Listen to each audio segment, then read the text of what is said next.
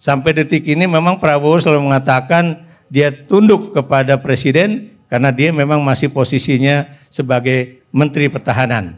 Tapi once sekali dia menjadi presiden, dia pasti akan menunjukkan bahwa saya presiden, saya pemimpin besar di Republik ini, saya Panglima tertinggi Angkatan Bersenjata, saya juga Panglima tertinggi Angkatan Kepolisian, saya juga adalah pemimpin dari semua yang namanya ASN ya, dan juga semua pemerintahan dari pusat ke daerah, dan karena itu sayalah pemilik kekuasaan tertinggi di negara Republik Indonesia. Dan karena itu dia pasti tidak ingin itu Jokowi kemudian mengatur-ngatur dia lagi ya. Dan tapi sayangnya Anda tahu kan, Jokowi sedang berusaha untuk menjadi pemimpin partai nomor 2 terbesar di Indonesia, yaitu Partai Golkar ya. Kalau nanti misalnya Golkar ternyata memberi kesempatan kepada Jokowi untuk menjadi ketua umum, itulah yang tadi saya katakan perang Baratayuda itu akan benar-benar terjadi. Saya nggak banyak ya, cuma mengulang-ulang aja ya. Yang jelas tadi yang dikatakan EF, masa kita pemilik negeri ini ya, pemilik kedaulatan rakyat gitu, bukan anak kos dari negeri ini, masa dikalahkan oleh satu keluarga yang jumlahnya 5 orang itu ya. Jadi ini yang berkali-kali saya katakan sampai seperti kaset rusak gitu kan. Kenapa demikian ya? Karena Anda jangan kaget loh ya, kalau ini dibiarkan ya, nanti kita lihat apakah undang-undang mengenai daerah khusus Jakarta ya, nanti ternyata goalnya itu maksudnya apa? Bahwa gubernur DKJ itu akan dipilih atau diangkat oleh presiden langsung ya. Nah, iya, saya baru ngomong itu. Kalau itu terjadi, Anda bisa bayangkan nggak akan ada lagi pilkada di DKI Jakarta, ya. Kemudian hal lain juga yang ingin saya katakan ya, karena Anda bisa bayangkan Gibran yang belum jadi apa-apa itu bisa ngomong kepada tim suksesnya ya, apa namanya itu, bahwa tolong adik saya supaya suaranya itu bisa mencapai angka yang kemudian bisa masuk parlemen, ya. Anda jangan tunggu dulu, Anda jangan ini dulu ya. Saya ngomong gini bukan mustahil, ya, bukan mustahil angka untuk 4% PSI masuk itu bisa terjadi. Kalau, nah lagi tunggu dulu, kalau kita membiarkan perhitungan suara yang kacau itu di KPU itu terus berjalan. Nah, tunggu dulu. Satu-satunya cara untuk meyakinkan bahwa angka-angka itu tidak dicuri atau ditipu, itu adalah meminta kepada Kepolisian Negara Republik Indonesia untuk kemudian membagi-bagi hasil resmi dari hitungan per TPS, ya. Karena dari situlah kita bisa menghitung mana yang benar, mana yang tidak, ya. Mudah-mudahan tidak dikurangi ataupun tidak berpindah, karena kita tahu sekarang angkanya banyak yang berpindah, ya. Saya beri contoh misalnya kalau EF ini dari partai A dan itu kemudian ada suara beliau ini tidak masuk atau dianggap istilahnya apa tuh? Cacat apa kalau nggak bisa, tidak sah ya, tiba-tiba angkanya diambil untuk PSI ya. Kalau itu terjadi, Anda bisa bayangkan kalau di tiap TPS itu terjadi, dikalikan yang tadi Bu Ed mengatakan 823.000 TPS lah ya. Dia kalau suruh ngapalin angka paling jago nih.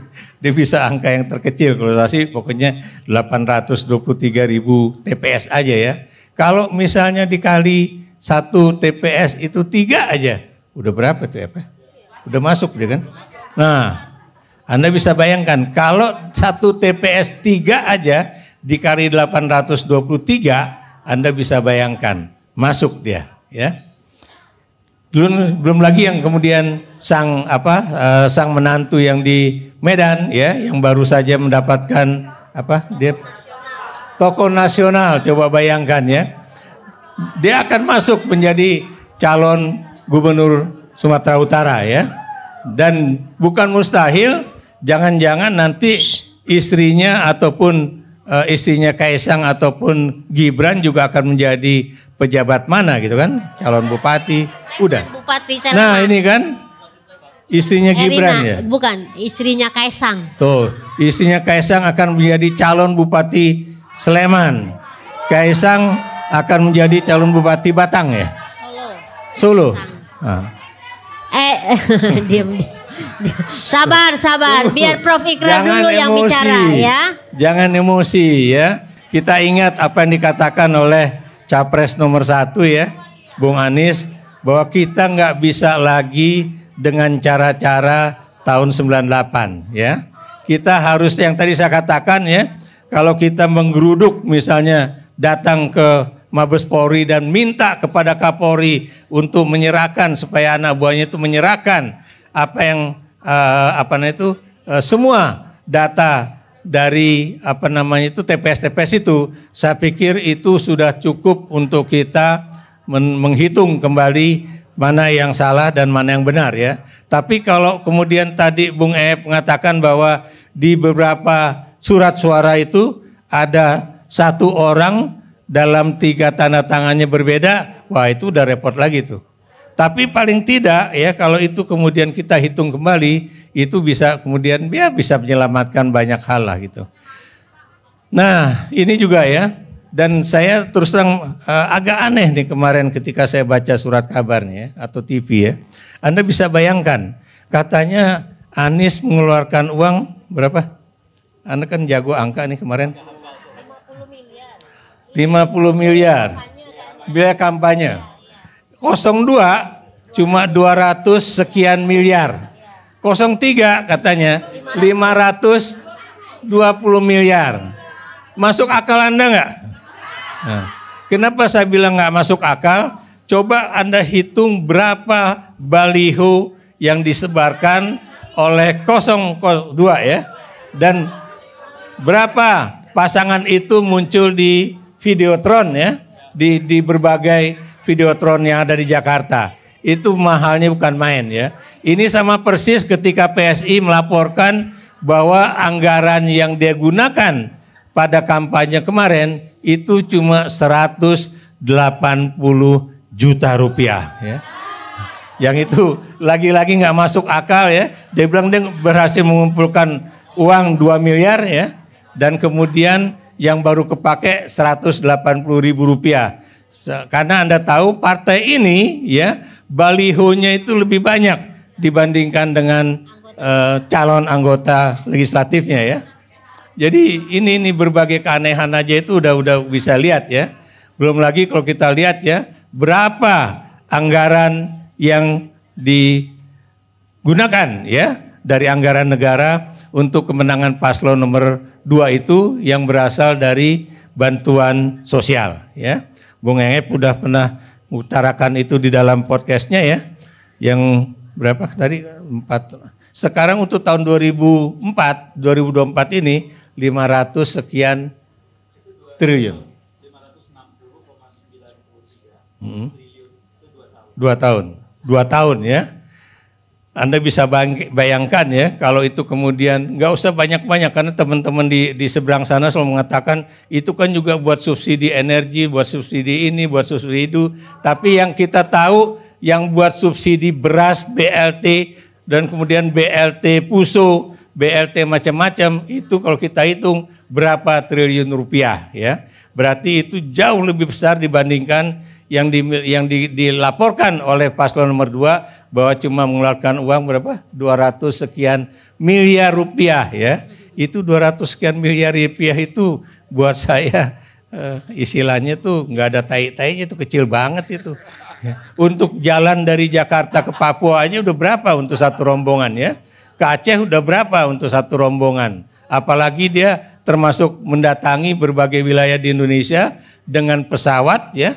Dan kemudian juga pesawat pribadi ya.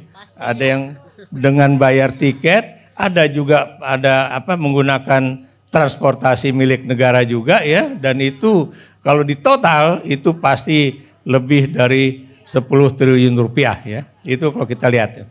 Nah, ini yang kalau kita lihat bagaimana mereka cara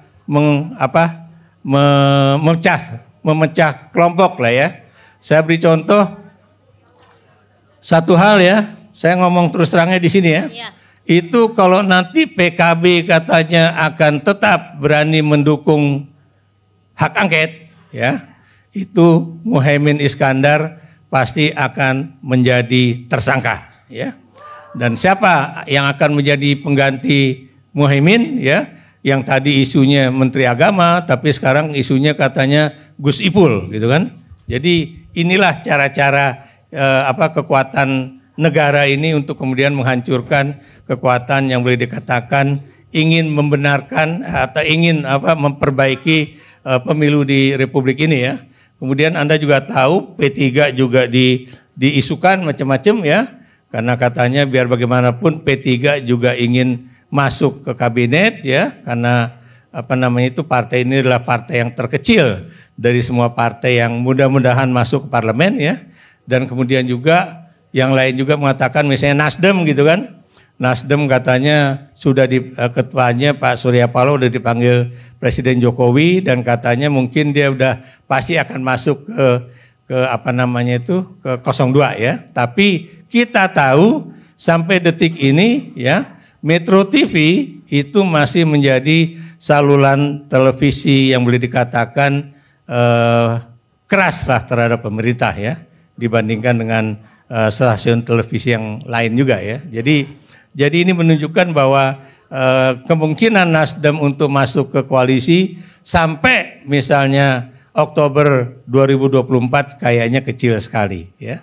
Nah kemudian ini yang kalau Anda katakan bahwa bagaimana dinasti ini benar-benar akan terbentuk ya.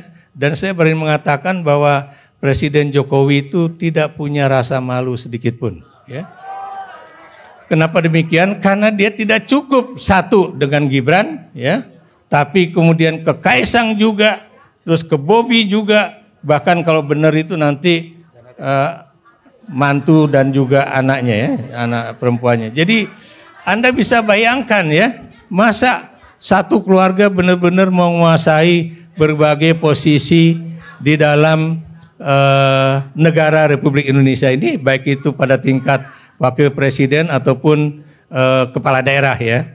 Dan Anda jangan lupa ya bahwa Presiden Jokowi itu juga mungkin mendapatkan masukan dari Denny JA. Ya. Ini teman baiknya Kang Ep juga nih. Bukan, ini Denny JA itu sekarang sedang mengajukan satu konsep ya bahwa mereka akan membangun Barisan Nasional. Nah, jadi mereka menggunakan istilahnya koalisi semi permanen untuk 20 tahun mendatang. Ya, Anda bisa bayangkan ya. Jadi 20 tahun mendatang itu mereka akan berupaya untuk menjadi penguasa di Republik Indonesia ini ya. Dengan basis utama dari koalisi itu adalah Partai Golkar dan Partai Gerindra. Ya. Tapi kalau saya boleh berterus terang, kedua partai ini sebetulnya tidak baik-baik banget ya.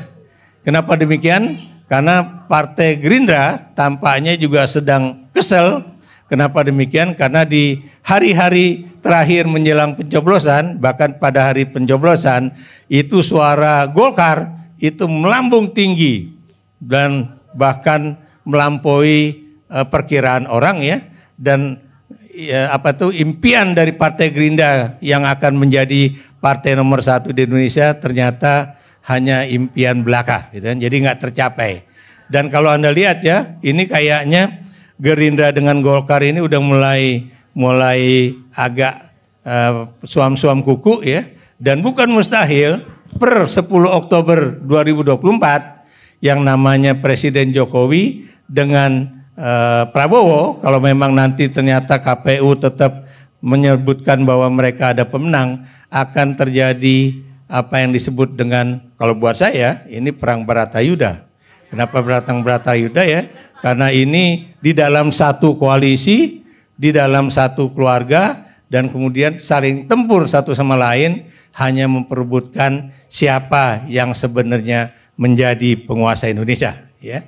Dan saya yakin, aku yakin Prabowo tidak mau kemudian menjadi orang yang seperti kambing congek gitu ya, yang kemudian menurut aja pada apa yang diinginkan oleh Jokowi. Sampai detik ini memang Prabowo selalu mengatakan dia tunduk kepada presiden karena dia memang masih posisinya sebagai Menteri Pertahanan.